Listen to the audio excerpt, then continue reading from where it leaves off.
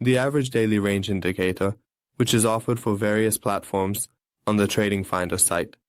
From this section, you can download the indicator file for MetaTrader 4 and MetaTrader 5 platforms and execute it on the chart.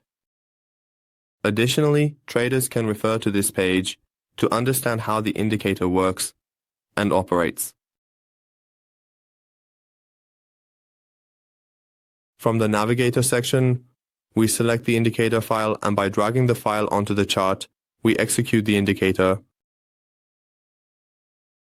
Once the indicator is executed on the chart, it displays the daily range values based on the settings along with the daily start line.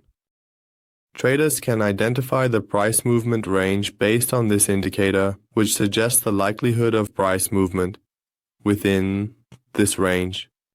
We can use these levels as support or resistance levels, and we can consider the central pivot as a potential trend identifier.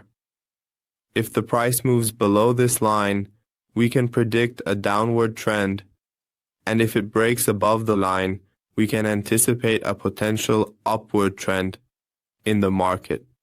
In the top left corner, the movement range is displayed based on the ADR.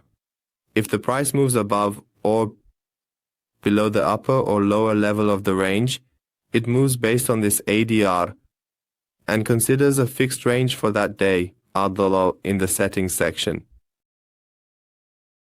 In the input section, several options are available for us.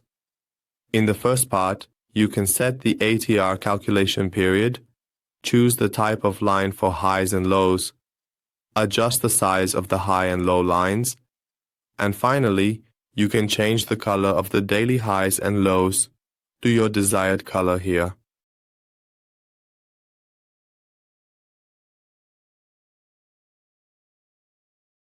Well, friends, we have reached the end of this indicator tutorial. We would be happy if you share your comments and suggestions with us in the comments section.